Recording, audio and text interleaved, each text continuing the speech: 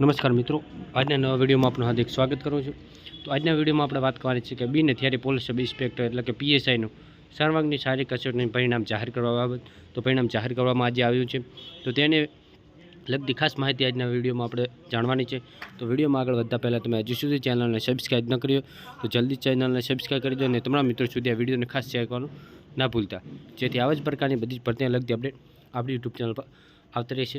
જેથી ખાસ ધ્યાનમાં રાખવા જેવી કેટલીક બાબતો ખાસ જોજો, તો કે નામ ના હોય તો શું કરવું વગેરે, શું કંઈ ખામી તમને જણાય તો આ વિડીયોમાં જોશો તો તમે દરેક પ્રોબ્લેમનો સોલ્વ મળી જશે। અને જો તમને સોલ્યુશન ના મળે તો કોમેન્ટ કરીને પણ જણાવજો। તો હવે આપણે જોઈએ કે વેબસાઇટ ઉપર શું આપવામાં આવ્યું છે।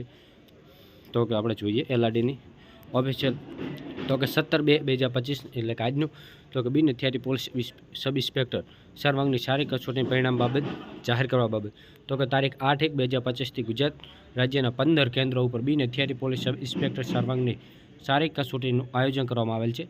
જે શારીરિક કસોટી પૂર્ણ થતાં આ શારીરિક કસોટીમાં બિન હથિયારી પોલીસ સબ ઇન્સ્પેક્ટર સર્વાંગમાં શારીરિક કસોટીમાં ઉત્તીર્ણ થયેલ ઉમેદવારની વિગતો જોવા માટે અહીં ક્લિક કરો, એટલે કે તમે વેબસાઇટની અંદર જશો એટલે ક્લિક કરશો ત્યાં મળી જશે। હું તમને લિંક પણ આપી દઈશ ડિસ્ક્રિપ્શનની અંદર, તો ત્યાં જઈને પણ તમે જોઈ શકો છો।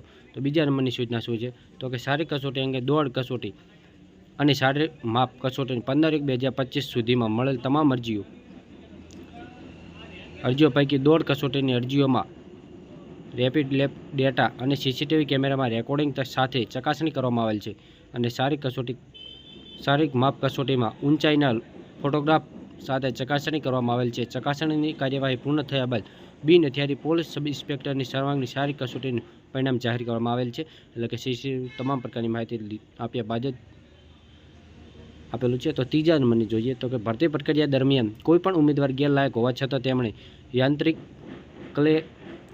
ક્લેરિકલ અથવા કોઈપણ ભૂલના લીધે લાયક ગણવામાં આવેલ હશે કે પસંદ કરવામાં આવેલ હશે તો કોઈપણ તબક્કે તે રદ થવા પાત્ર રહે છે, જે તમામને બંધન કરતા રહે છે।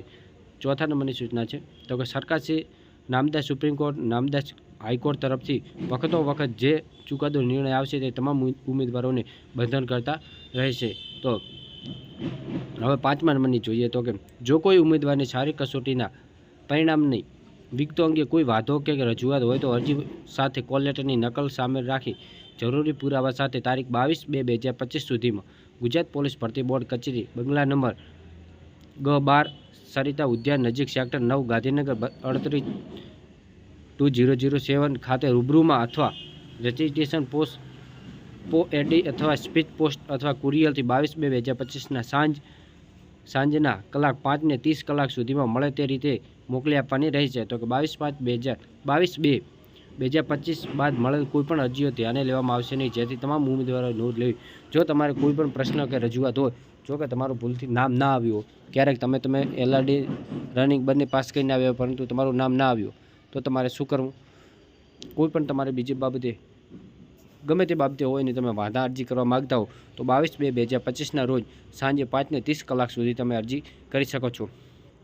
તો આ એક એલઆરડી એટલે કે પીએસઆઈ માટેની શારીરિક કસોટી માટેની અપડેટ હતી। તો આવી જ અપડેટ આપણી યુટ્યુબ ચેનલ પર આવતી રહી છે। તો અત્યારે તમે ચેનલને લાઇક કરો, શેર કરો અને ખાસ ચેનલને સબસ્ક્રાઈબ કરવાનું ના ભૂલતા, અને તમારા મિત્રો સુધી આ વિડીયોને ખાસ શેર કરજો, જેથી કોઈપણ મિત્રને આવો પ્રોબ્લેમ થયો હોય અને નામ ના હોય તો જલ્દી તમે બાધા અરજી કરી શકો છો। 22/2/2025ના રોજ સાંજે 5 ને 30 કલાક સુધી તમે અરજી કરી શકશો। તો આ એક આપણે અપડેટ હતી। તો આવી જ અપડેટ ભરતીને લગતી કોઈ પણ હશે તો આપણી યુટ્યુબ ચેનલ આવતી રહેશે। તો અત્યારે ચેનલને તમે સબસ્ક્રાઈબ કરી દો અને તમારા મિત્રો સુધી આ વિડીયો શેર કરો। બસ તો મળીએ નવા વિડીયોમાં કંઈક નવા ટોપિક સાથે।